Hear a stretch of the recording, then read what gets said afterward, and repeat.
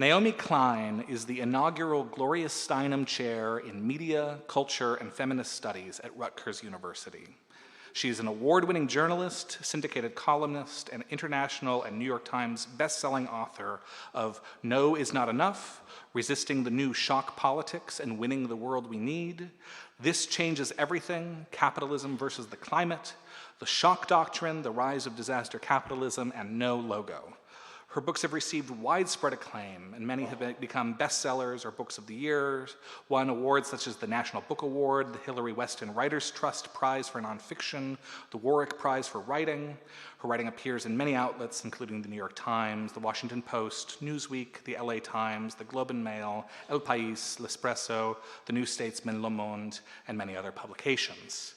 She'll be joined tonight by Teresa Mosqueda, who was elected to the Seattle City Council in 2017 to represent the at-large Position 8 district. So those of you who are still figuring out the district system, if you live in Seattle, Teresa Mosqueda is your city council member. During her time as a council member, she has advanced legislation that allows greater flexibility in contracts for green energy with City Light and implementation of energy efficiency as a service to more building retrofits in Seattle, reducing greenhouse gas emissions and improving energy efficiency for tenants. Councilmember Mosqueda is advancing policies to ensure good living wage jobs are created in the green energy economy, promoting fiscally sound policies and oversight so that the public utility can continue to be solvent, and listening to community and industry experts about what we can do better in our rapidly growing city. So the conversation tonight will be between the two of them, but the subject is this book, On Fire, The Burning Case for the Green New Deal. But as a sort of appetizer tonight, we're going to open with a documentary that Naomi Klein helped produce. Some of you may have seen it on a small screen, but I doubt any of you have seen it on a big screen tonight. So we'll be showing that to give you a taste of what to feel optimistic about in this strange thing called the Green New Deal. So let's cue that movie up right now.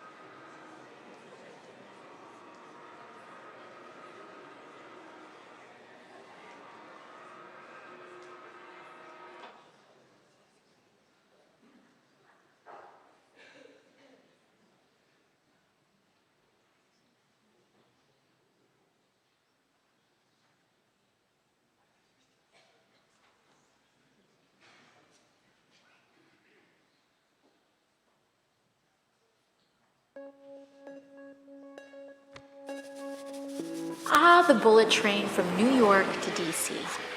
It always brings me back to when I first started making this commute. In 2019, I was a freshman in the most diverse Congress in history. Up to that point, it was a critical time. I'll never forget the children in our community. They were so inspired to see this new class of politicians who reflected them, navigating the halls of power. It's often said, you can't be what you can't see. And for the first time, they saw themselves.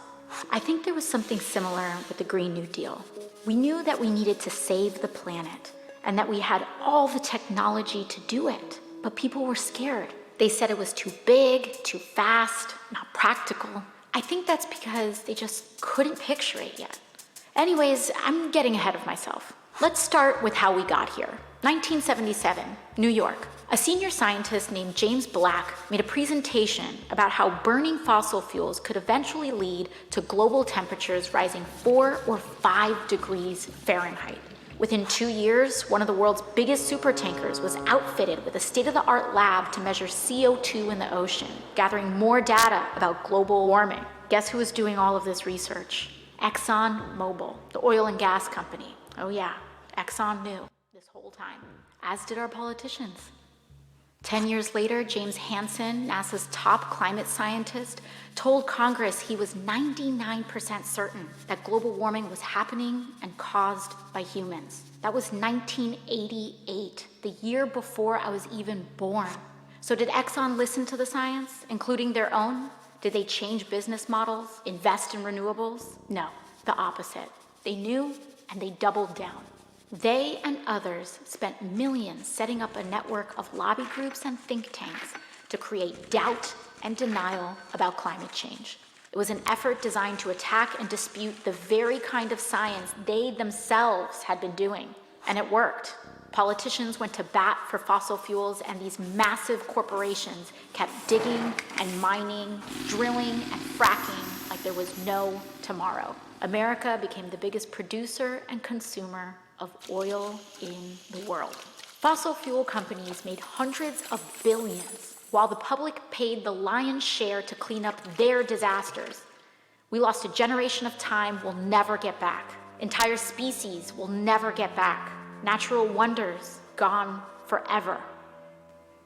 And in 2017, Hurricane Maria destroyed the place where my family was from, Puerto Rico. It was like a climate bomb. It took as many American lives as 9/11. And in the next year, when I was elected to Congress, the world's leading climate scientists declared another emergency. They told us that we had 12 years left to cut our emissions in half, or hundreds of millions of people would be more likely to face food and water shortages, poverty, and death. 12 years to change everything. How we got around, how we fed ourselves, how we made our stuff, how we lived and worked, everything. The only way to do it was to transform our economy, which we already knew was broken, since the vast majority of wealth was going to just a small handful of people, and most folks were falling further and further behind. It was a true turning point. Lots of people gave up. They said we were doomed. But some of us remembered that as a nation, we'd been in peril before. The Great Depression, World War II. We knew from our history how to pull together to overcome impossible odds. And at the very least, we owed it to our children to try.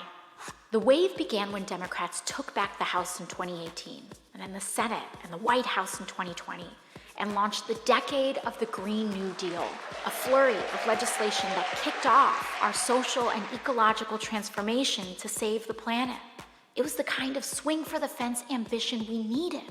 Finally, we were entertaining solutions on the scale of the crises we faced without leaving anyone behind. That included Medicare for All, the most popular social program in American history.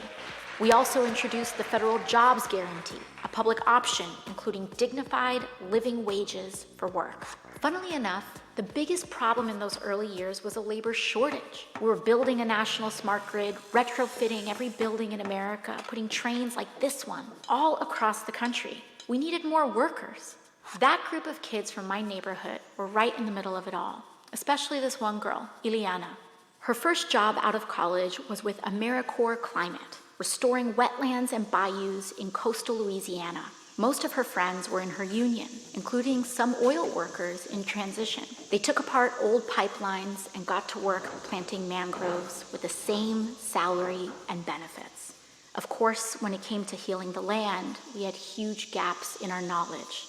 Luckily, indigenous communities offered generational expertise to help guide the way. Ileana got restless, tried her hand as a solar plant engineer for a while, but eventually made her career in raising the next generation as part of the Universal Child Care Initiative. As it turns out, caring for others is valuable, low-carbon work, and we started paying real money to folks like teachers, domestic workers, and home health aides. Those were years of massive change, and not all of it was good. When Hurricane Sheldon hit southern Florida, parts of Miami went underwater for the last time. But as we battled the floods, fires, and droughts, we knew how lucky we were to have started acting when we did. And we didn't just change the infrastructure, we changed how we did things. We became a society that was not only modern and wealthy, but dignified and humane too. By committing to universal rights like healthcare and meaningful work for all, we stopped being so scared of the future. We stopped being scared of each other, and we found our shared purpose. Ileana heard the call too, and in 2028, she ran for office in the first cycle of publicly funded election campaigns. And now she occupies the seat that I once held. I couldn't be more proud of her, a true child of the Green New Deal. When I think back to my first term in Congress, riding that old school Amtrak in 2019, all of this was still ahead of us. And the first big step was just closing our eyes and imagining it. We can be whatever we have the courage to see.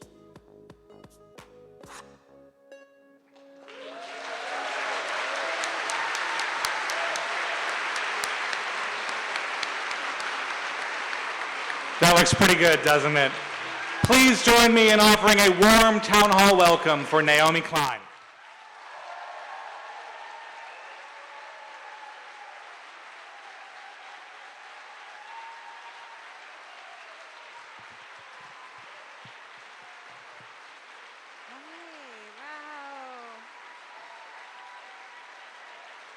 Goodness, wow.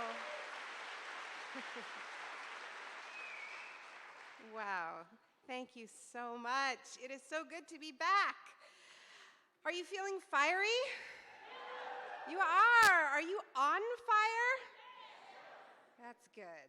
I knew I could count on you, Seattle. This is the city that made Shell Oil blink.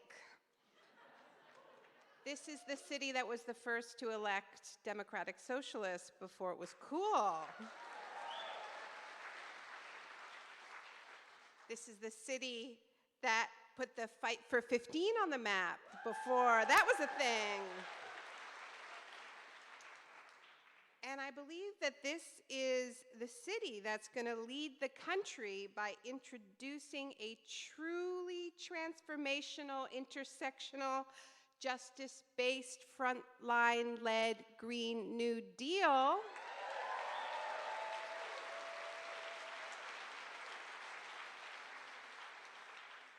Before the rest of the country goes to the polls. That's the Seattle that I missed. I want to thank everybody at Town Hall for welcoming me back here once again, especially Edward Vulture. I want to thank my old friends at one of this country's truly magnificent independent booksellers, Elliott Bay.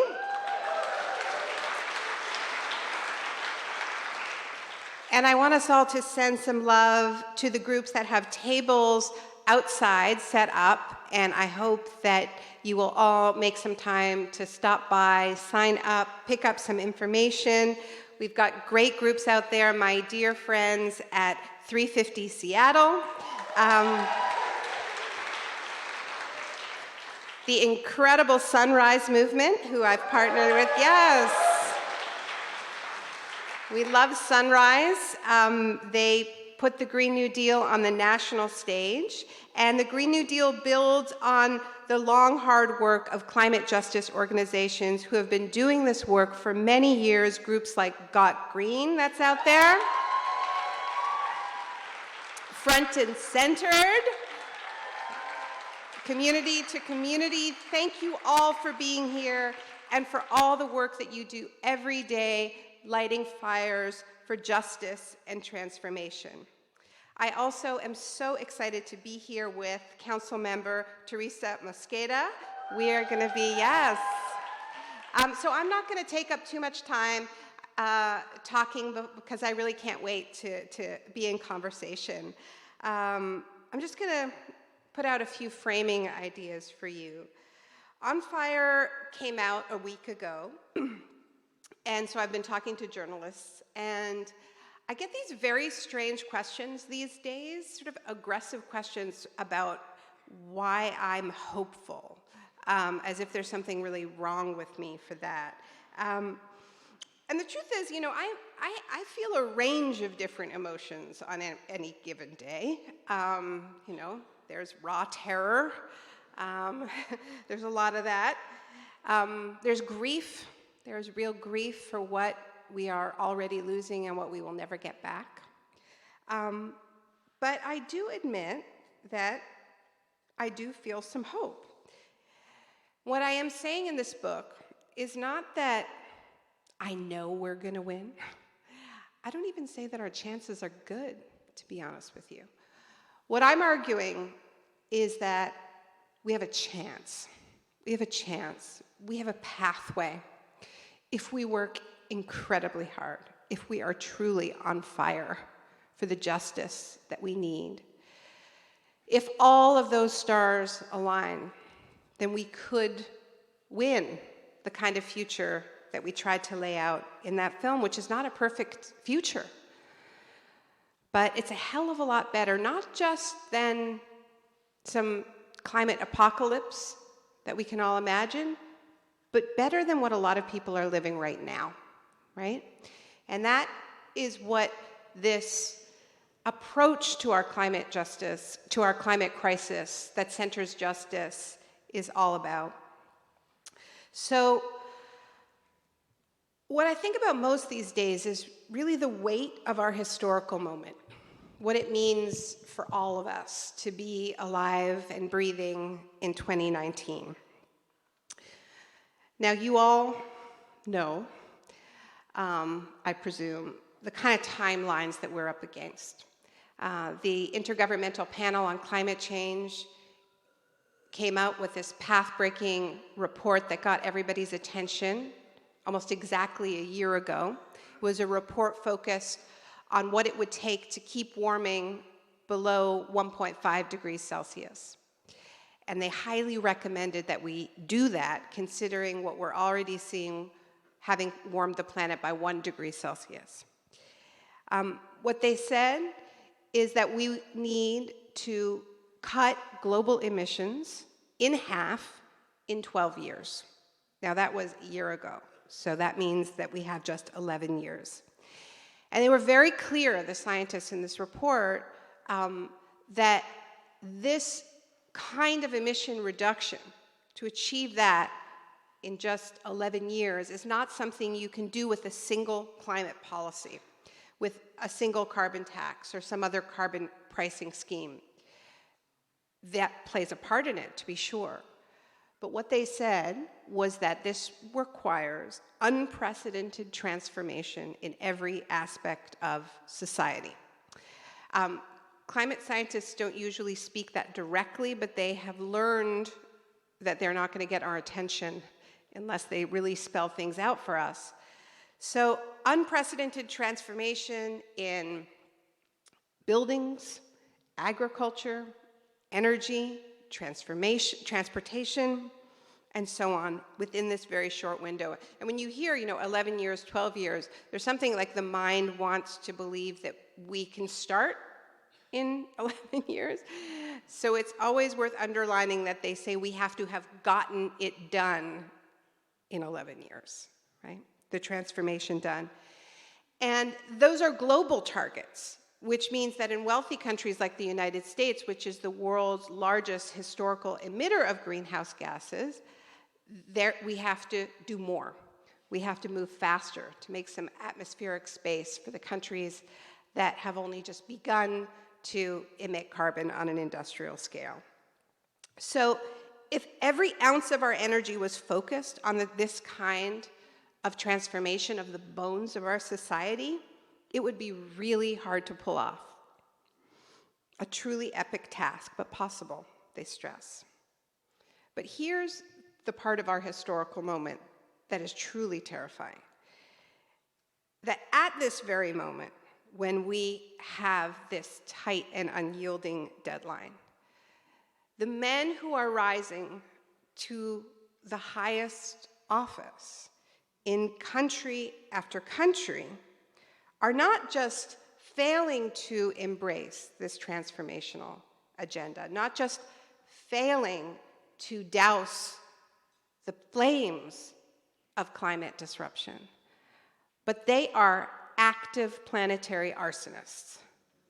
They are burning the planet with glee. Trump, and too many examples of his ravaging of environmental laws to mention here, his cracking open of public lands, oceans, the Arctic, to limitless drilling, his eyeing of Greenland for its oil and gas reserves beneath the melting ice. And then there's Bolsonaro, his buddy, who told the UN that the Amazon isn't actually burning. Not on fire at all. Business as usual.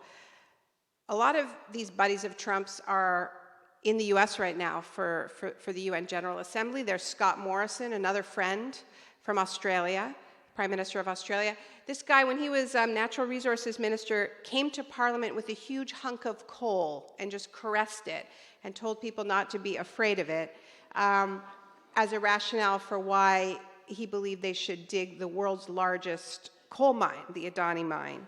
And then there's Modi. Howdy Modi, right? They had the big rally.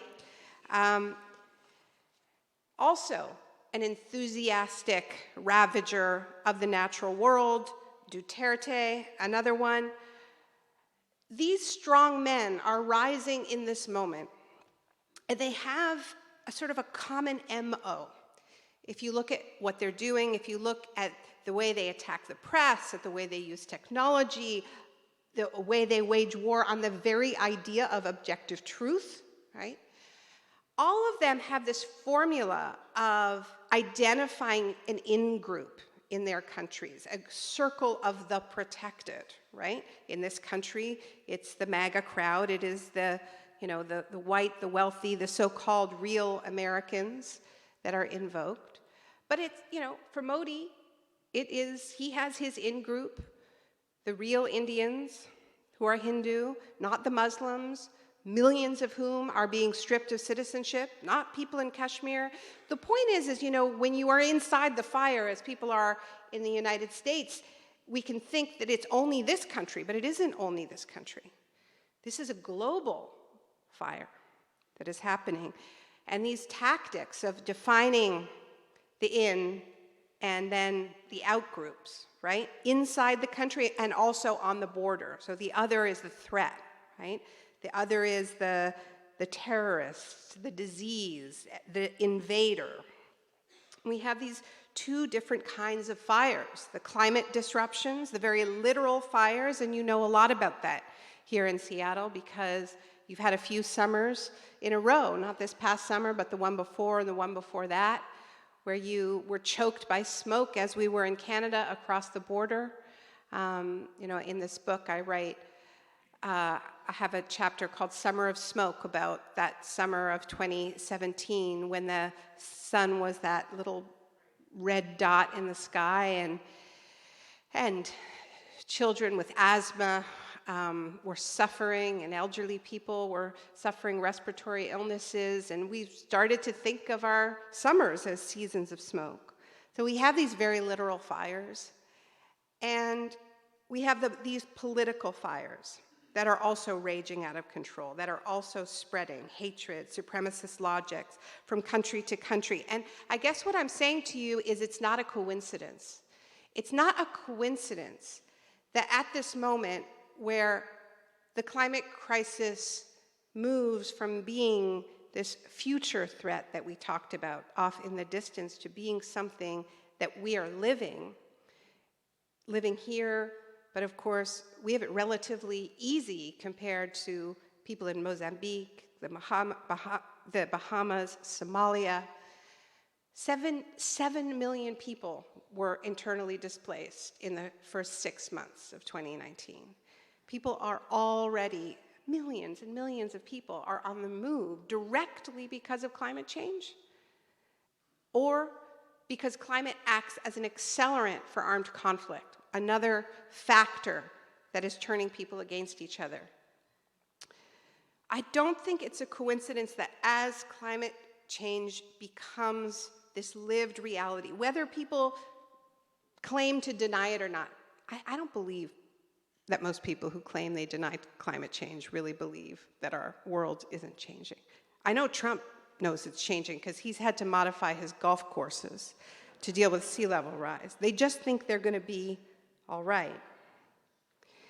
So I don't think it's a coincidence that as the climate fires rage, these fires of hatred are also raging, and these strongmen figures come to power promising to build walls, concentration camps, waging war on their political opponents. And all of this, as people are attacking each other, leaves them free to get on with that real business at hand, the plundering of the last protected wilderness on this planet, from the Amazon to the Arctic, which of course further fuels those planetary fires, the droughts and the superstorms and the floods, the fires that force millions to flee their arid lands, and which intensify armed conflict, which forces more people to move. And so they pour millions into their militaries, their walls, their prisons, their camps, and they take that money directly out of climate assistance, in the case of the Trump administration, cut millions of aid to Central America, much of which was going to help drought-struck farmers in Guatemala and Honduras, and moved it to this infrastructure of deportation and incarceration. These fires are connected. So I feel the weight of our historical moment. I feel it every minute of the day, but I do not feel hopeless. And that is because we do not live in a time of just 2 fires. We live in a time of 3 fires. There is a 3rd fire, and it is our fire. And we have to believe that. We really have to believe in it.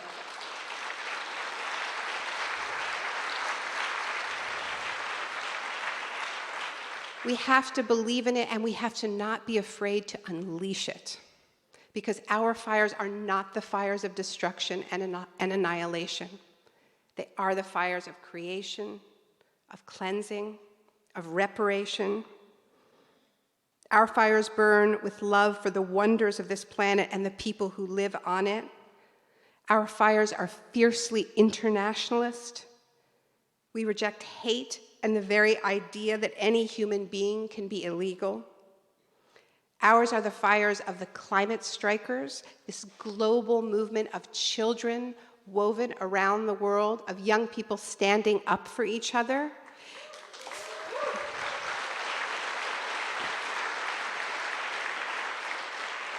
And on Monday, they organized the largest climate protest in the history of this planet, 4 million people on one day, and it's not over yet.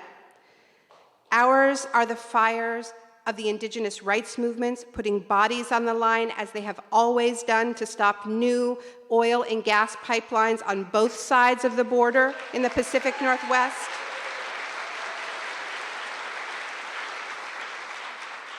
Ours are the fires of the fossil fuel divestment movement, which just last week won one of its biggest victories when the University of California system announced that its $80 billion endowment portfolio, combined portfolio, was divesting from fossil fuels.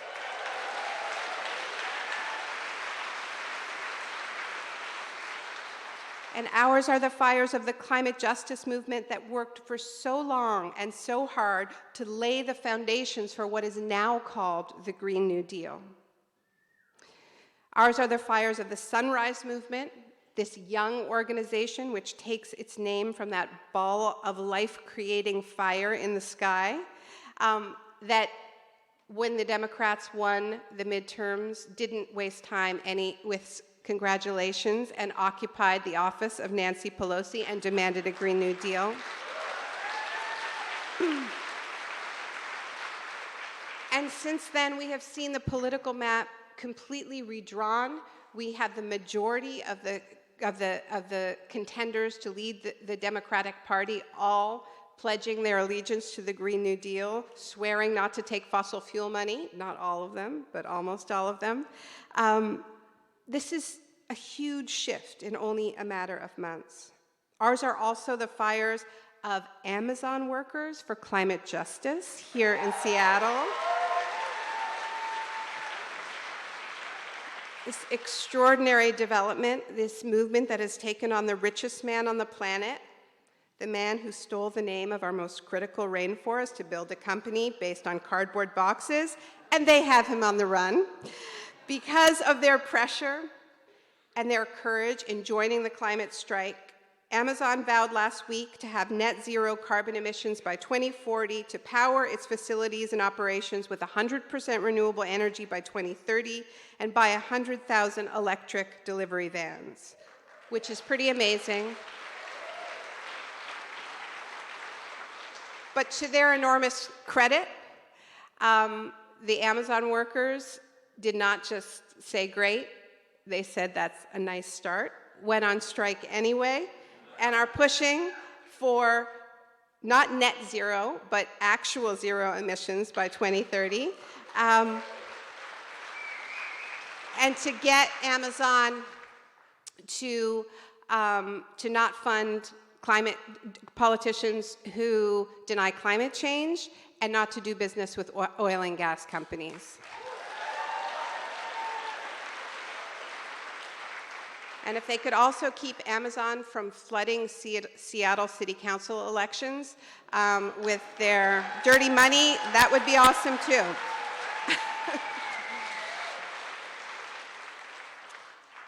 I called the book On Fire because that is what we need to be in this moment. We cannot be sort of in favor of beating these planetary arsonists. We have to be on fire with it. We cannot be sort of in favor of the Green New Deal. We have to be on fire for a Green New Deal. Monday's strikes were just the beginning.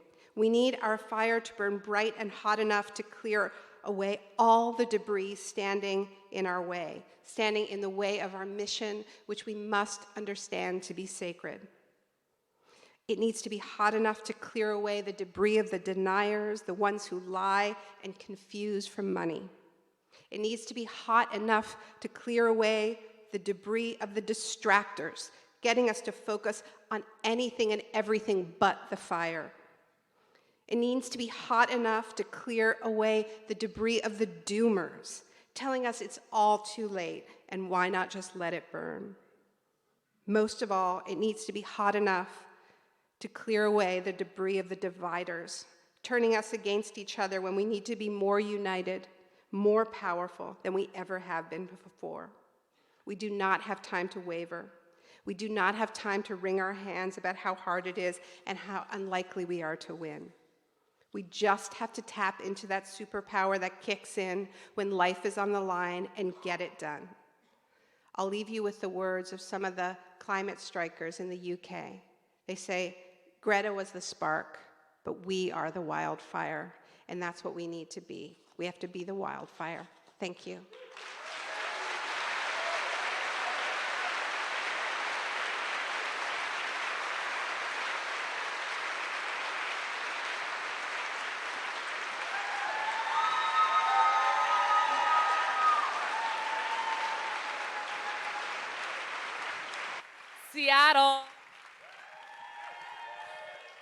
Seattle, are we lucky or what? Welcome back to Seattle, Naomi Klein, award-winning author, called the most influential figure on the American left and the godmother of the Green New Deal. Give it up one more time for Naomi Klein.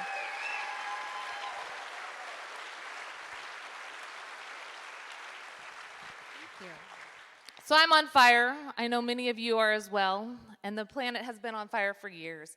Here we are having a conversation just 4 days after we saw the masses take to the street on a global scale. We saw this led by students here in Seattle, across our country, and across the globe. 4 million people demanding climate action now. Let me hear you say climate action now. So the question that we have for you is, right here, we've been calling for action. You saw people, as you said, take to their kayaks the last time you were here. I heard the folks at Town Hall say that they think that that was inspired by some of the words that you shared here the last time. And this is true organizing, what we've been doing in Seattle for years. The crowd that we saw at City Hall was multi-generational. It was multi-racial, and it was the largest crowd many of us have ever seen at Seattle City Hall calling for action. And we've done some things in City Hall.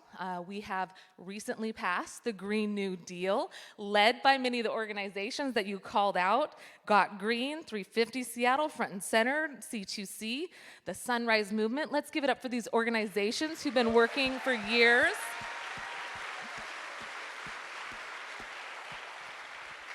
And this comes just a few years after you saw the most diverse coalition come together for a statewide initiative, Initiative 1631, which would have called for immediate action. Thanks to all of you for working on that. A diverse group of environmentalists, urbanists, indigenous folks, labor unions. And here we are, and we know you have warned us against dangerous incrementalism. Help us understand, how can we act locally and think globally? Are there any good examples of local municipalities and how we can advance the call for a Green New Deal besides passing it and committing to those policies like we've already done? And more importantly, what are your words of advice for how we can build that power to fuse the flames that you talked about that we need to take on the global effort? Yeah. Well, first of all, it's such an honor to be in conversation with you. And yeah, I mean, Seattle, what happens in Seattle, it trickles east, and it trickles up. And we're already seeing that, like, even though the resolution, I considered it the most progressive carbon pricing scheme that anybody has proposed, and I don't support all carbon pricing scheme, carbon taxes, precisely because they often are unjust, and if they're not just, then there will be a backlash to them, and we've seen that in France. We have a huge problem with money in politics, but even though that was defeated, it still has had a huge impact in the kinds of federal proposals that we're seeing from different candidates. Like what you've done in Washington State, what you've done in Seattle is already reshaping the national debate. As I said earlier, I think that if you are able to take this Green New Deal resolution and actually, roll it out on the ground as policy and have a sort of shining example of what it means, especially in a city with as much inequality as Seattle, right, with so many incredible challenges around housing. I think people still have this difficulty where for so long we've talked about climate action being just about carbon policy, right? And so people have an idea in their head that any action on climate is just sort of like a singular anti-pollution measure. The thing about a Green New Deal is it's an infrastructure plan, it's a jobs plan, it's a housing plan, it's a transit plan, it's the next economy, right? And I think that's so far from how we've done politics in this very siloed way for the past half century, that people can't, even the politicians who claim they support it, can't really wrap their heads around it. So, you hear some of the champions of the Green New Deal running to lead the Democratic Party will still sort of list it as a laundry list, right? And it's sort of like Medicare for all, Green New Deal, and it's like, well, actually it's sort of the container. Like, it has Medicare for all in it. It has your housing policy in it.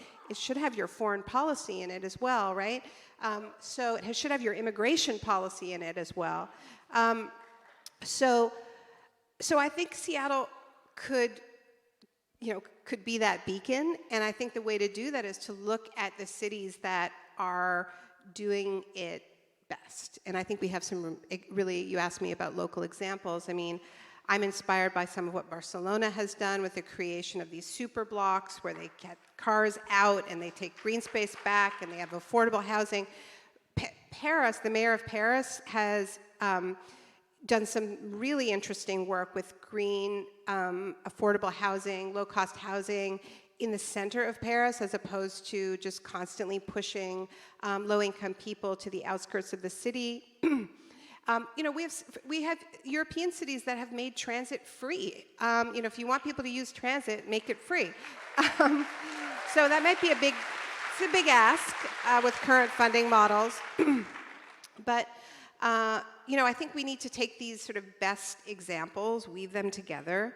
Some of the best examples of climate justice come from indigenous communities that are, have been ravaged by extraction and are bringing renewable energy to their communities, owned and controlled. My friend Melina Labucan Massimo, who is Cree, and she's been part of, she's Lubicon Cree, and her community has just been ravaged by tar sands extraction. She brought an incredible solar project to her community. There's a project that's going on now in Standing Rock, so we need to lift this up. But what I think needs to happen now in terms of building power is I think we need these sort of local examples where we get like living examples of what a Green New Deal looks like.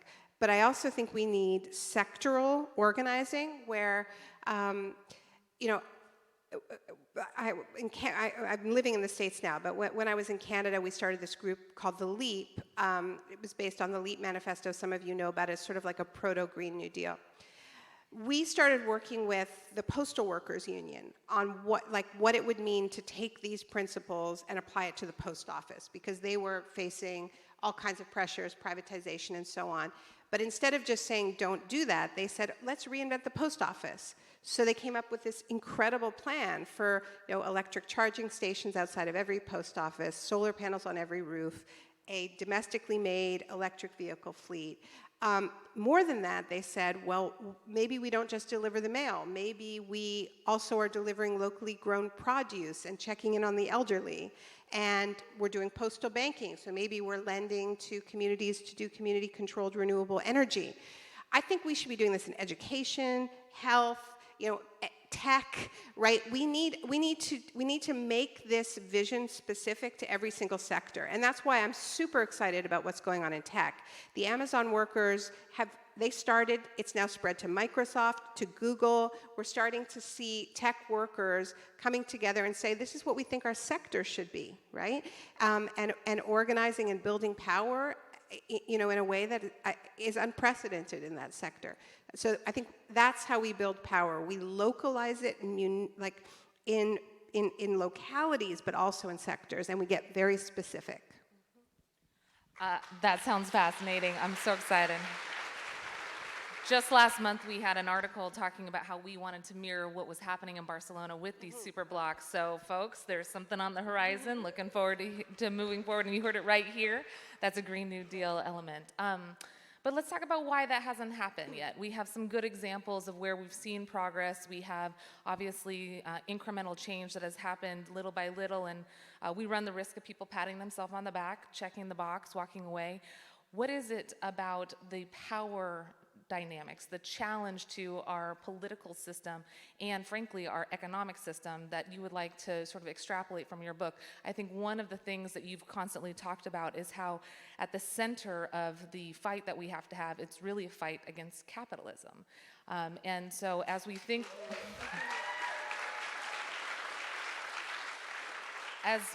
about our efforts to combat climate change, you've called on us to see this as inseparable from our efforts to restructure our economic systems and our political systems. So would you talk a little bit about how you see these intricately connected and how the Green New Deal could potentially offer us an opportunity to challenge these systems that have left so many out?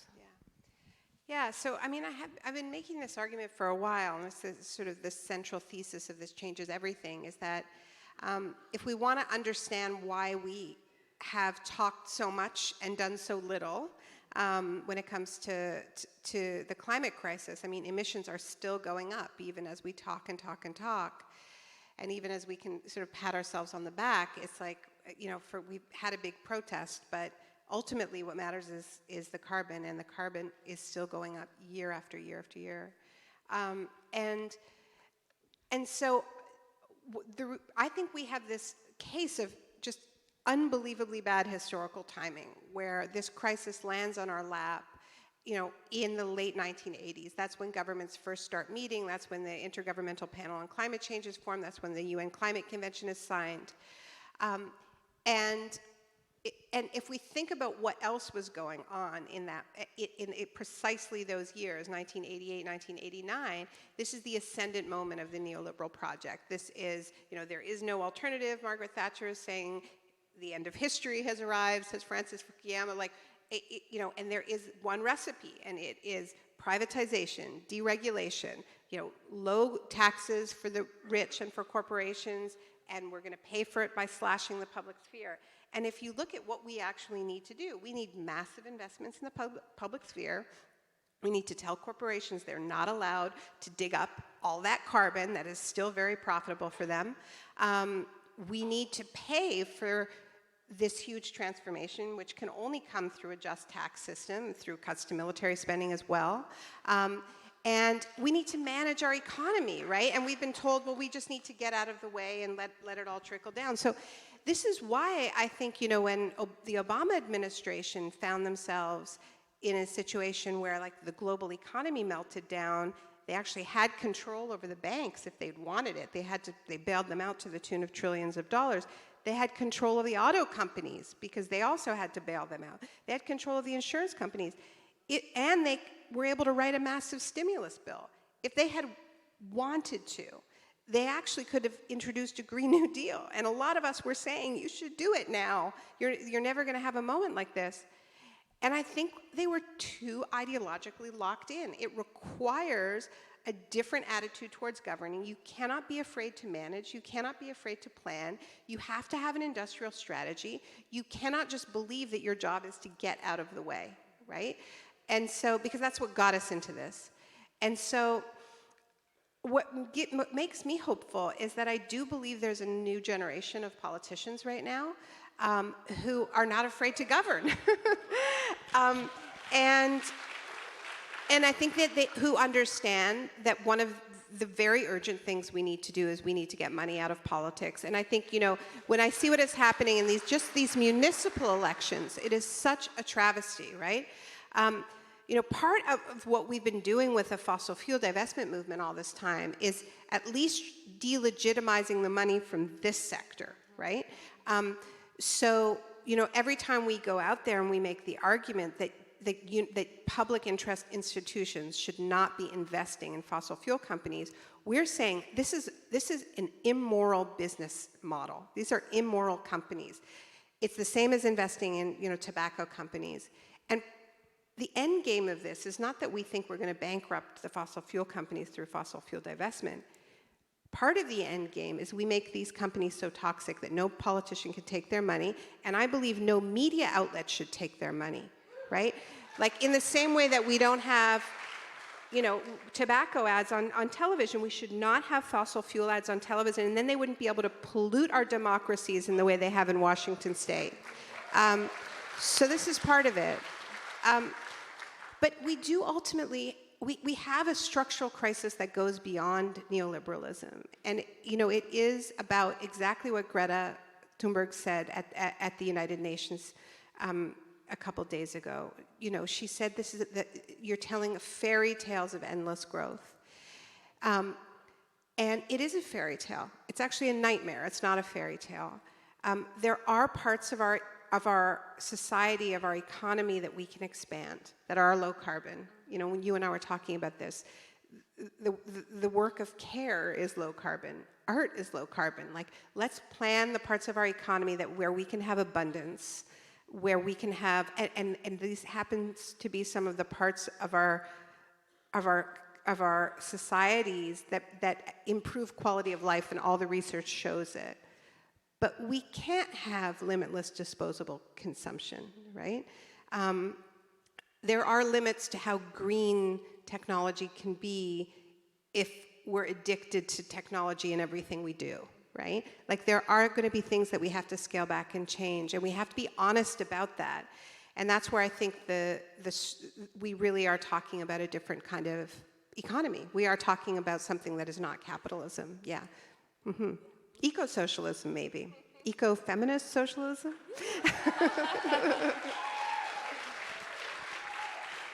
A follow-up question to that. I've heard you talk about how the term Green New Deal was chosen intentionally so that people could envision that this type of radical change, this type of big-scale policy change that we need is possible, hearkening back to the New Deal. Can you talk a little bit about the similarities between the time, both the socioeconomic era that was experienced when the New Deal passed and the political realities, the challenges that the grassroots movement had put on those, who were in power at the time, and what we see in terms of parallels now? You mentioned rampant inequality, more inequality than we've seen since the Gilded Age, the type of fire that you mentioned that we see in the streets calling for action. What are the similarities between the era of the New Deal and now? And then could you also comment on what are some lessons learned so we don't leave communities out, especially our Black and brown and indigenous workers and communities like had been done in the past? How have we learned from that experience, and what would we like to see when we move forward with this Green New Deal? Yeah, so the original, there have been big debates in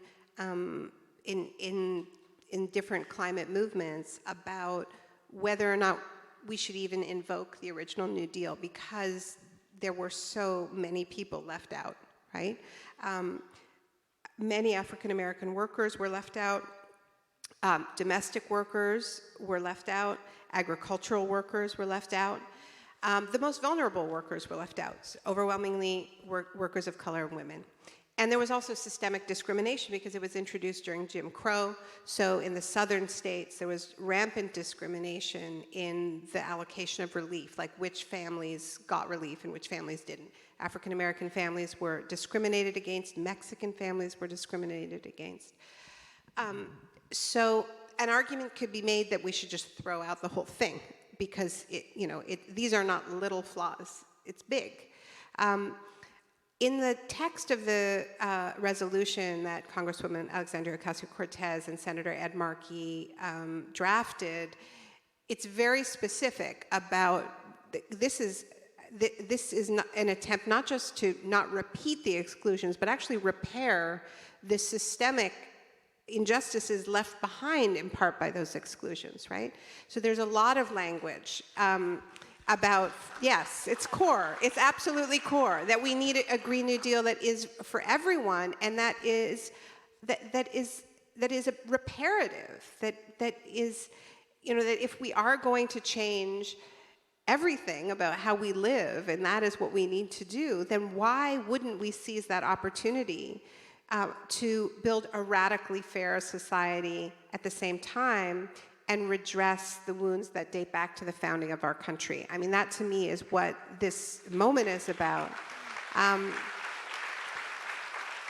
what's amazing to me is I still hear from sort of narrow climate folks, saying like, why are you making it more complicated?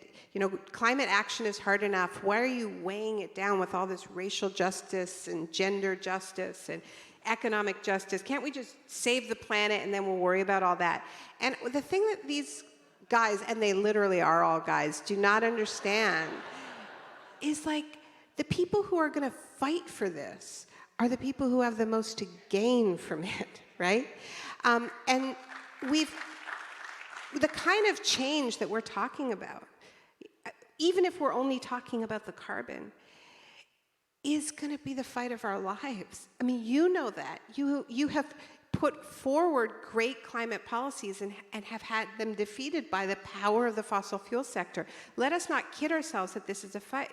So who's going to fight for this, right? What is going to be the fire of that? What do people fight for? They fight for jobs, they fight for justice, they fight for clean air and water and life. And so the people who have them, the people whose communities are most neglected, right? If those communities are truly centered, if those communities are truly leading, then this is going to be a winning movement. This is going to be a movement with that kind of power. And you mentioned the New Deal, and the New Deal. Yes, there were many exclusions, but there were also many really important programs: Social Security, unemployment insurance, the Civilian Conservation Corps, because it wasn't just an economic crisis, it was also an ecological crisis, the Dust Bowl, mass deforestation in the 1930s. The Civilian Conservation Corps planted 2.3 billion trees. That's more than half the trees ever planted in this country. So, chances are, Americans, drop their kids off at schools that were built under the New Deal. We take our books out of libraries that were built under the New Deal. They're not all built by Rem Koolhaas. And this is, it transformed the landscape of this country. And I think it is still worth invoking, because what I see most when I talk to people around this, our biggest obstacle is not the climate change denials. The biggest obstacle is the war on the imagination that 50 years of neoliberalism has left us with. And people are told all the time still that we can't do this, that it's human nature to only think short term and to only look after ourselves. This is what Jonathan Franzen just wrote in The New Yorker.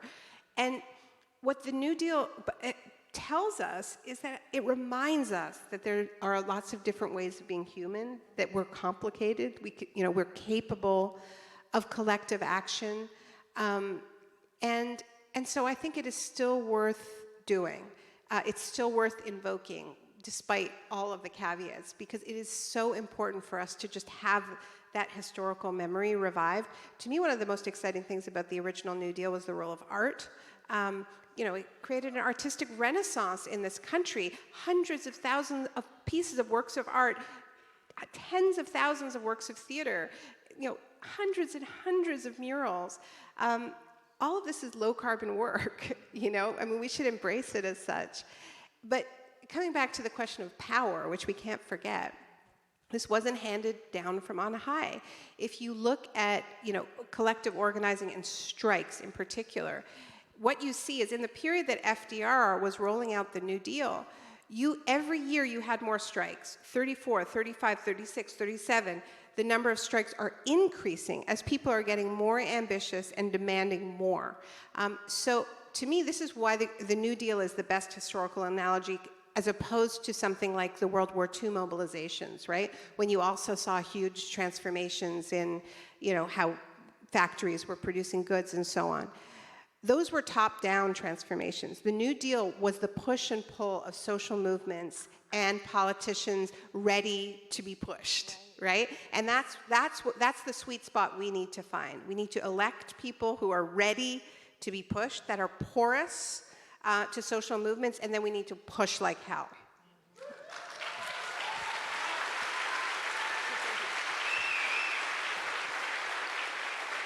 I really appreciate that context. I absolutely agree with you that it's worth invoking, and you've talked about this a little bit.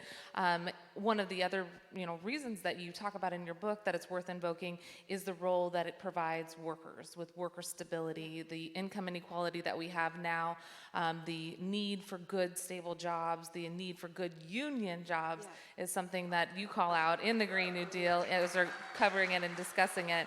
And in Seattle, it wouldn't be Seattle if we didn't talk about our labor roots and our proud labor history, our desire not just to make sure that everybody has a good job, but that they have a union job and that everyone has the right to collectively bargain, because all work has dignity and all workers deserve respect. So in recognition of our labor roots here, our recent struggles that we've won, the fight for 15, paid sick and safe leave. I had the chance last year to introduce the Domestic Workers Bill of Rights, the first ever city-level Domestic Workers Bill of Rights. And I love how you talk about that being a workforce development angle, being how we get more people into low-carbon jobs. I think that's fascinating. Would love to hear more about that.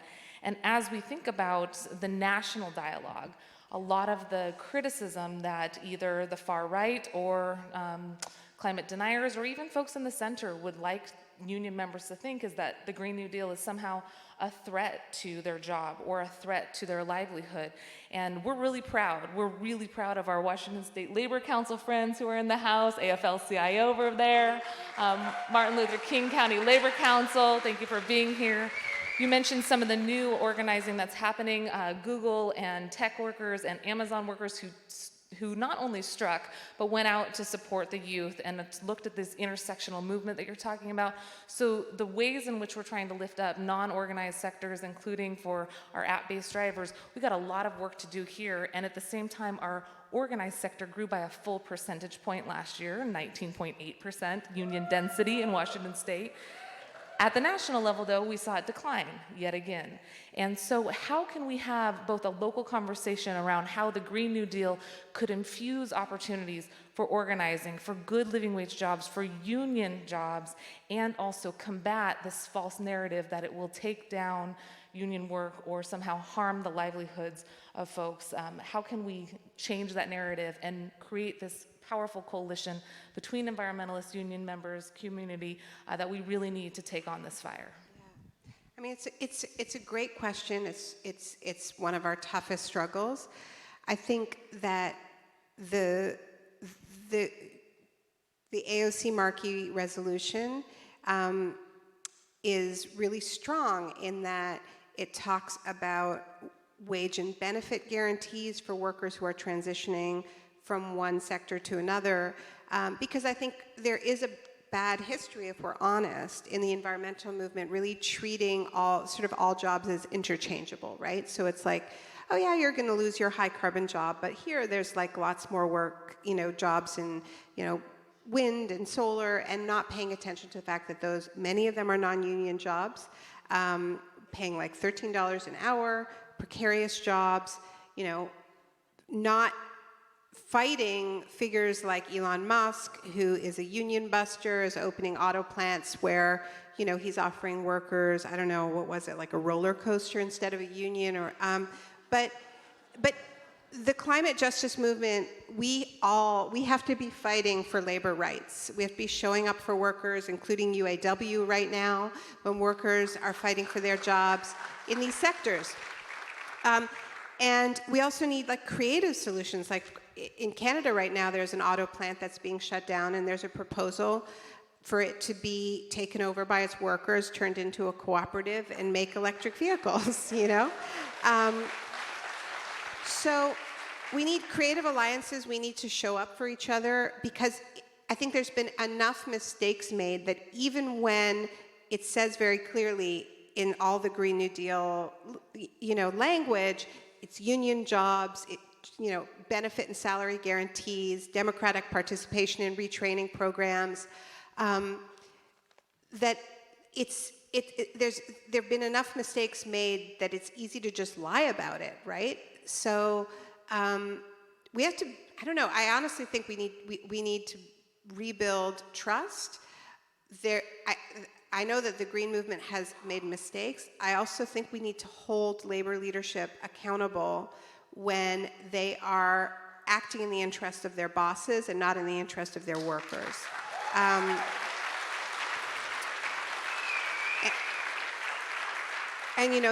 There has been some of that, but let's say, but we also need to recognize that SCIU has come out in favor of the Green New Deal. National Nurses United just voted in favor of the Green New Deal. And there's a lot of work to be done in expanding those sectors that are where it's not as big of a fight. So, I was telling you that we're doing an event at the university where I teach called Care Work is Climate Work, bringing together teachers, nurses, domestic workers, disability rights advocates, and looking at the care economy as a whole and saying, okay, look, a lot of this is low carbon work. We know how to make it even more low carbon. It should be higher paid. All of it should be unionized, and let's make these better jobs, right? So that's part of it. I think we also need way better protection for migrant workers who overwhelmingly are, my friend Saket Soni, who works for the National Guest Workers United, he talks about the migrant workforce as the disaster resilience force, because these are the folks who are cleaning up after every major disaster, and then often getting deported, right? So I think yes, we need to protect union jobs, but because rates of unionization are so low nationally, we also need to reach well beyond the organized trade union sector, and we need to have a really broad definition of workers and be fighting for protections for all workers.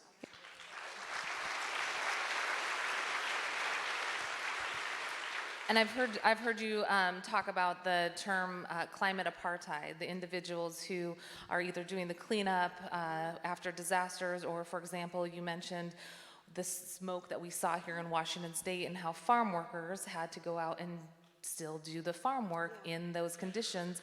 And you spoke on Democracy Now! About how those individuals were just, sent away, sent home with zero assistance and help, and it was like they were a commodity instead of an actual human.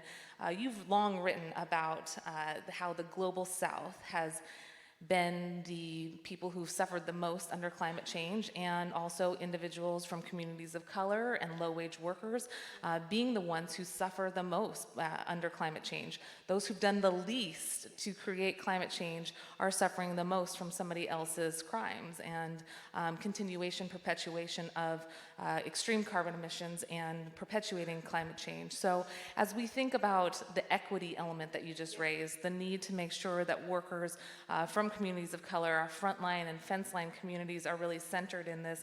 And as we think about how we pull together this coalition and make sure that Black and brown and indigenous and low-income folks who are living in distressed regions or being forced to move out of their cities or their farmlands into larger cities like this, we have an opportunity to challenge the status quo, bring in these folks and make sure that they're at the center of our movement.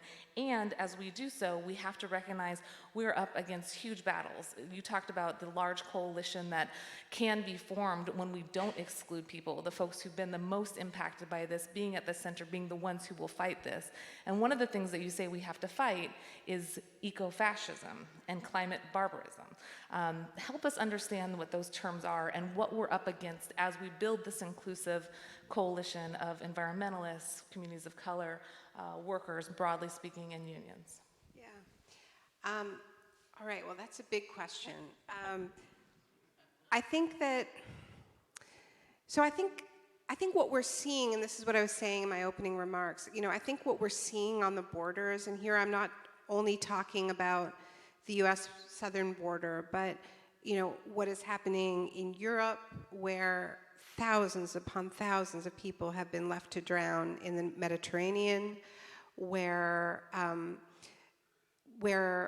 it has been made illegal to rescue people who are drowning, where Italy was not letting boats filled with migrants dock in their ports, and instead had offshored the patrolling of the seas to what they call the Libyan Air Force, the Libyan Coast Guard, which is a bit of a joke because these are warlords and they take migrants to concentration camps in Libya where rape and torture is rampant. And so, I think if we look at what the Trump administration has done, there's a really clear pattern. First of all, one of the first things they did is they have attacked people who have temporary protected status, TPS, right? Haitians, Salvadorans. Temporary protected status is a way of giving people status in the United States because something extreme has happened in their home countries. And these are usually civil wars or natural disasters. And so what's significant about that is that there are a lot of migrants from Central America who were displaced by Hurricane Mitch, Haitians displaced by the earthquake. Because climate migrants are not recognized under international law, TPS is the only way that somebody who has been displaced by a natural disaster can get status in the United States. And one of the very first things the Trump administration did was attack TPS. And so if you look what happened in the Bahamas, right, where I'm sure people saw those horrible videos of people from the Bahamas being refused entry to the United States. They had to get off boats. And they've made it very clear they're not going to give them temporary protected status, right? So at the same time as you have cuts of hundreds of millions of dollars in aid, you have a tax on temporary protected status, which is the only way that people impacted by natural disasters have been able to get status in the United States. And now what the US is trying to do is get countries like El Salvador to detain migrants and build camps. So they're trying to offshore it, right? Even though there's no ocean. This is what the European Union has done. They've offshored it to Libya. Australia has offshored it to these islands, Nauru and Manus, where you have these island detention camps. So the idea is to keep people from ever getting to your country because you turn other countries into prisons, okay? This is happening globally. And this is what I think climate apartheid looks like. This is what I'm calling climate barbarism. I'm not saying everybody who's moving is moving because of climate change, but what I am saying is that our countries are aware that we are entering, or we are in, an era of mass human mobility because large parts of the southern hemisphere are being made uninhabitable. And this is how they are proposing to deal with it. I think this should be understood as climate change adaptation. It's just not the kind of climate change adaptation that we want. What terrifies me about the era that we are in, it's not just the weather. It's how the weather intersects with brutal economic and political systems that rank human life based on race, based on income, and deems certain people disposable. We already do that. There are already millions of people incarcerated. Already so many people are having their lives ranked and disposed of. But what we're talking about is this happening on an unfathomable scale. And so, what I think we're talking about here is what kind of humans we're going to be as we enter the age of climate disruption. And there's really two imperatives. One of them is we need to do everything possible to keep warming as low as we possibly can. And that's really, really hard. And that's what we've been talking about. But the other thing we need to do is we need to hold on to our humanity as the shocks come. And we need to build societies that value care, that value solidarity. We have to weave that into the kinds of societies we build. And this is why, something like healthcare is not an add-on to the Green New Deal. Like, what we see, in Puerto Rico after Maria, right? Like what killed thousands of people was not the storm. What killed thousands of people was having a completely collapsed infrastructure, including healthcare infrastructure. So that, when the electricity goes down, but it wasn't, the whole thing collapsed. And this is the legacy of decades of austerity and colonial economic relationships, right? So when we talk about investing in healthcare, investing in education, investing in the sort of the glue of community, this is what's going to allow us to be human as things get rough. And we really do need to be honest that things are going to get rougher than they are right now. We are at 1 degree warming. Our best case scenario is 1.5. A much likelier scenario is 2, right? So these investments in social infrastructure and really in having a real conversation about whether we believe every human being has value, do we or not, right? Because this is a conversation that is not something that is just about policy. Like, we need faith leaders, we need spiritual leaders to help us find our best selves. And this is what I'm truly scared of is what this intersection, if we just accept that, yeah, we let people die because they don't have health care or because they don't have status or whatever it is, all of that just gets so much worse within the context of a warming world.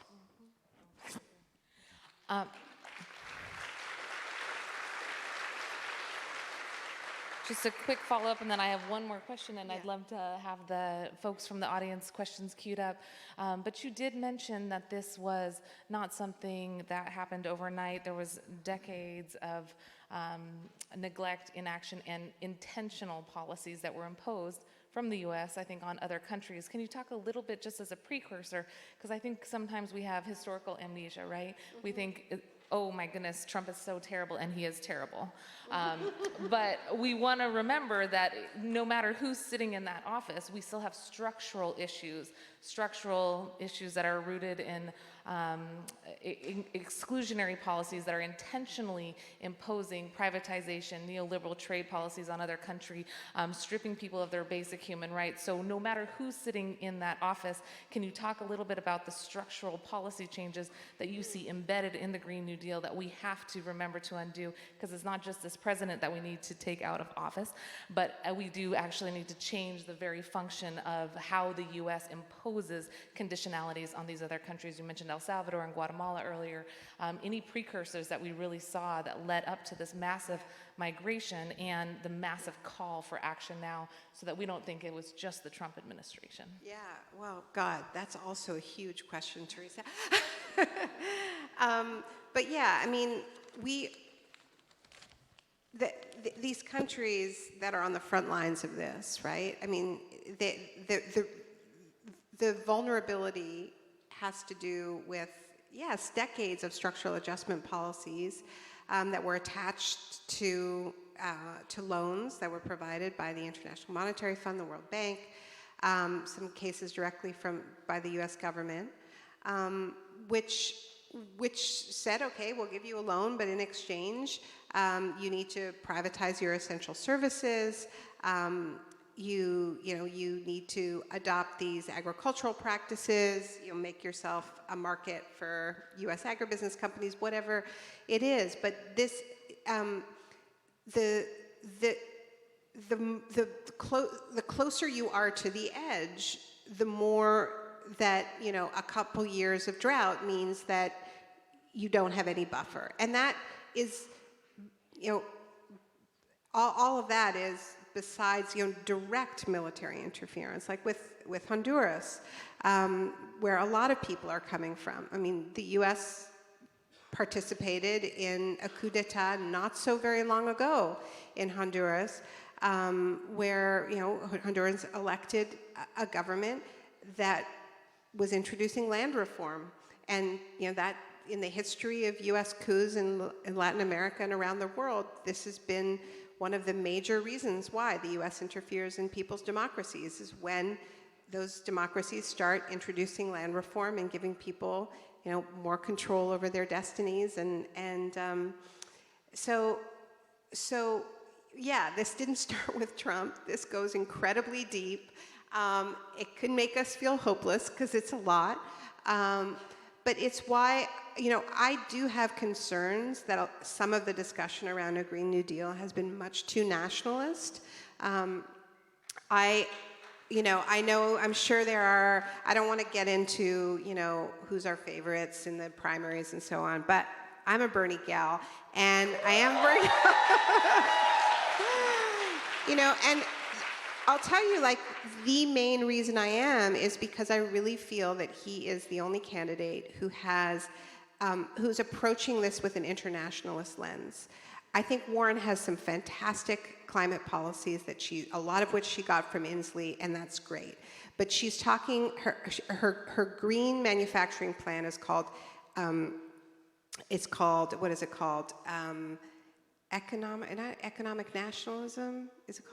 Is it called economic nationalism? Economic patriotism, sorry. Economic patriotism. And, what she's saying is, we're going to build a lot of green tech, and we're going to help the world by giving them our green tech, which actually sounds a lot like economic imperialism, because every country has a right to develop, and these relationships where the U.S. is, or Europe is the manufacturer of the finished goods, and they're just dumped on the global South, creates it continues these relationships of dependency that we've seen for far too long. So what we actually need is to have, open copyright on green tech so that everybody can build their own tech. And we need direct aid, right? So, Bernie is talking about $200 billion in direct climate assistance to the global south. That is the scale that we need. And that is what's going to catalyze the change, right? Because what you hear from a lot of folks is like, we know we can't solve this on our own, right? This is an international crisis, and we have an international architecture around climate action for a reason. And that international architecture says that the countries that have been emitting the most longest have more responsibility to solve it, and also have to help those countries that are on the front line to deal with the impacts of climate change, to leapfrog to fossil fuels, and we need to help them keep their forests intact, right? So if we want these carbon sinks to stay standing, and we don't want governments to allow corporations to fell forests in order to dig up oil and gas, then it can't just be on them to sacrifice that revenue and not pull their people out of poverty. We need to help keep those forests intact, not with offsets, but with direct, no strings attached financing. Now, it's very tricky in terms of how we get this money out there because, it going directly to governments often doesn't work. We need to get it to communities. There are ways of doing this, but there's no way for the US to lead by example without actually paying up. I want to be very clear about this. I think the US can be a catalyst, but it can only be a catalyst if it is a true moral leadership. And that moral leadership means paying our climate debts. That means financing. That means offering asylum to climate refugees. It means completely reimagining our borders. And so those are, I would say, the really the two key factors. So I don't mean to piss off any Warren fans. I like her too. But I don't think, for instance, that we can green the military. I think that the US military is the single largest driver of ecological disruption on this planet. So we just need to be real about some of this. So, yeah, okay. Thank you. Thank you for sharing that. So let's bring this home a little bit more locally, and then we'll turn it over to audience questions. You've written about in your recent book and in past books about how this climate instability is really pushing mass migration. You talked about it in your opening, and for folks who don't have the book yet, you gotta buy it. It's only been on the market for a week, so make sure you get one today. But as we see more people moving to areas in search of greater stability, we know here in the Pacific Northwest, people are going to continue to move to the Seattle region. We will have a relatively more stable climate compared to some of the other areas of the country and the world where we see rising sea levels, where we see flooding, where we see droughts, where we see deforestation and desertification. So we know people will come here. And we also have already seen record amounts of rain just in a 24-hour period. A few weeks ago, we had Snowmageddon. Earlier this year, we had 2 weeks of snow, and we hardly ever get snow. We have record heat, where we have cooling centers now. And frankly, as you mentioned, in 2017 and 2018, we had to beg for clean air facilities just so people could breathe clean air. And who's disproportionately affected, right? It's low-wage workers, it's communities of color, it's the folks who are living homeless outside, it's the disability community. For us in the Pacific Northwest, and specifically here in Seattle, we've seen about 1,000 people move to this region a week, and that's already occurring. They're coming here as economic refugees, looking for good jobs. They're coming here as climate refugees as well. I think that one of the challenges that we have is we have not been able to respond and build enough affordable housing. And when we do, we're often faced with some opposition from local groups and litigation, and I think past lack of political will to actually build the dense housing that we need, the transit options that we need, the mobility options that we need. And ironically, sometimes environmental tools that had the best of intentions are being used as ways to stop affordable housing and density. Help us break apart those silos, because when we call for additional housing and more density and more transit options, we should not be having those environmental tools used against us, because we know the consequences: sprawl, additional pollution. It's bad for the health of those folks commuting too. How do you marry those two narratives and really help us at the local level think about the global impact of not allowing density and bring those two efforts together so we can have affordable housing, have transit, and we can do it with our environmental passion as well? Yeah, wow. Okay, that's a huge challenge. But it's interesting because I do think, what you're experiencing is a kind of a microcosm of this really global question, which is like, how are we going to share the livable parts of our planet that are left, right? And what we hear from the right is, look, we're just looking after our own. We're going to build fortresses, around our borders and around our mansions, and protect our own, and, who cares about you? And this is why it's a fundamental question. Like, large parts of this planet and even this country are becoming less and less inhabitable. It's happening already. And we are facing this question of, like, how are we going to live together in less space? How are we going to share what's left? Just because we happen to live somewhere doesn't mean we have more of a right to it than other people, just because we were there first, We're all settlers on this land. We are all on Indigenous land. In Canada, the No One is Illegal movement says, no borders on stolen land. And I think it's a pretty good slogan. So how are we going to share? There has to be more density for the reasons you said, because we need that fertile farmland, and we need rent control, and we need affordable housing, and so I think you have another opportunity here to lead, to show what that really looks like, and to go through these, admittedly difficult navigations. But, climate gentrification, like there is no shining Seattle Green New Deal city that isn't frontally attacking gentrification, right? Because you can have this beautiful green city, but it just means that low-income people are being pushed out.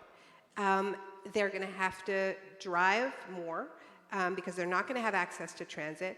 And then in the beautiful green city that has all the great transit, the wealthy people aren't even going to use it because they're all going to take Uber, right?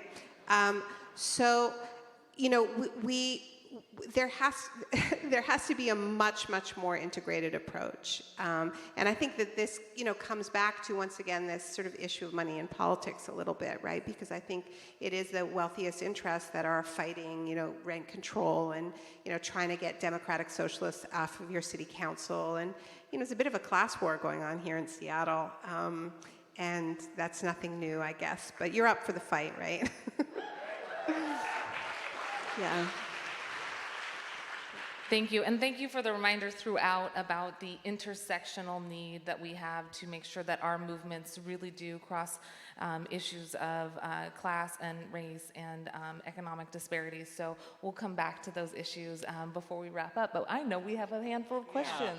Well, so we have run very long, and we got a number of very beautifully written questions. So Town Hall, I'm going to commit that we're going to find some way to collate these and help publish them online to keep the conversation going. So we only have time for one audience question that I think wraps up the theme of a lot of the questions we got. It is another big one. How do we build an inclusive movement that is unified and coherent? How can we reconcile disagreements over issues like nuclear power and carbon pricing schemes? Is there even time to do so?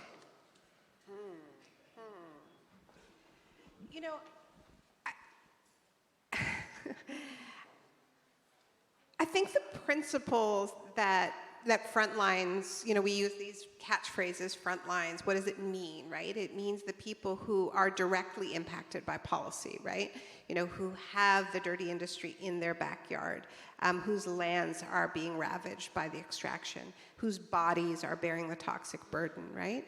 So, if we accept that the people who are most impacted have the right to be at the table and leading decision-making, then it answers some of these questions, right? Because I think, the problem with carbon pricing is that it tends to sacrifice people who just aren't at the table, right? So you have this great scheme where it's like, yeah, we're going to keep, we're going to keep polluting, but we're going to plant some trees over there, and the people who are still having to breathe the pollution are just not part of that equation, right?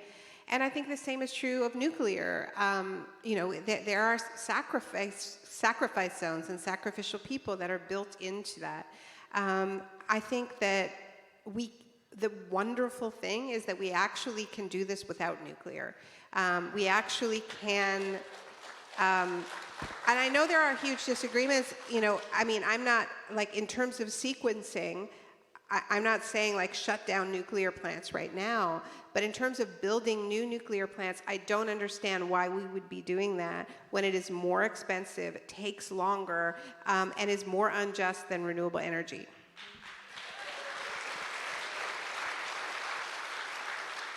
So we will follow up to make sure that everybody knows where to find those questions. And I just want to say it's been an incredible honor. We have covered a lot of ground. One of the things that I would love to hear you wrap up a little bit, you mentioned 2030 in your opening remarks. We've talked a lot about the importance of that year, 11 years from now.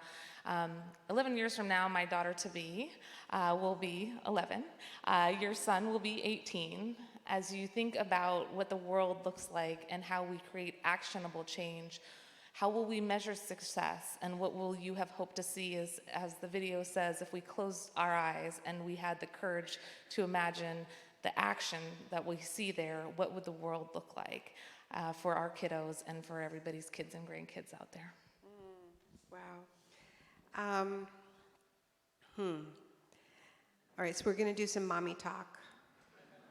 But before we do that, I just want to say one thing, which is that before I had my son, I used to really feel kind of alienated in the environmental movement.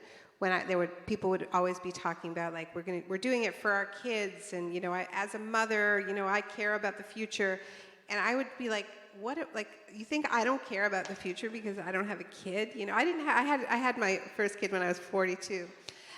So I really don't believe that just being mothers makes us care more. If anything, being a mother makes me have less time than my friends who don't have kids and are able to give it their all. So I cared a ton before I became a mom, and I know that you sure did too. And I want to send lots of love out to all the folks out there who don't have kids, and I know care deeply about this planet and this world, and I'm so grateful to you. So we don't have a monopoly on any of this stuff. And I know that some of my friends without kids just care so fiercely for all of our kids. So what I wish for our kids, your 11-year-old and my 18-year-old, is that, in 2030 they really have the wind at their backs, They really feel it and they're really living it. And it's not this sort of abstract conversation. It's just they know that it creates huge numbers of jobs because they see it all around them, and there are so many of these jobs that the idea that you need to build a wall or restrict immigration is ridiculous because we just have more work than we know what to do with.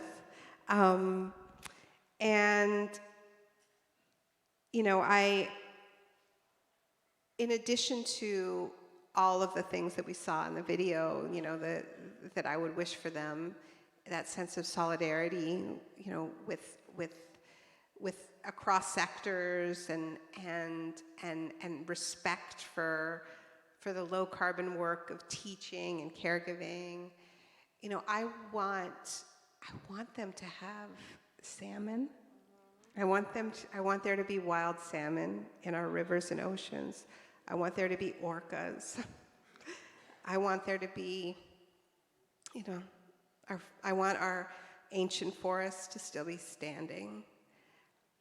And, one of the things that I feel really strongly about is that, when we talk about climate change, when we talk about nature in this context, we can talk about it in a way that makes it seem really scary, because we're talking about forest fires, and we're talking about terrifying storms, and we're talking about these brutal droughts. But it's really, really important for us to remember that nature nurtures us, that we are part of the natural world. We're not at war with it, and nature is not at war with us. Nature is not a terrorist. The natural world is not doing this to hurt us. We have upset the balance of the elements. We dug up the earth and we put it in the sky and in the oceans, and we have created a great imbalance that now we have to heal, right? We have to heal our relationships with each other, and we have to heal the relationships with the land. And my greatest hope, I think, for my son and your daughter to be, is I want them to be held by the natural world. I don't want them to be at war with nature. I don't want them to see the natural world as a place of threat. I want them to be able to live in a way that they feel the love and care that we are blessed with. Yeah, that's my hope. Excellent. Ladies and gentlemen, brothers, sisters, siblings, let's give it up for Naomi Klein, who put the fire in our belly to put the fire out. Thank you to Town Hall for all of your work. My husband and my parents are so inspiring, and you have just made this an incredible night. We will keep fighting that fire with the fire.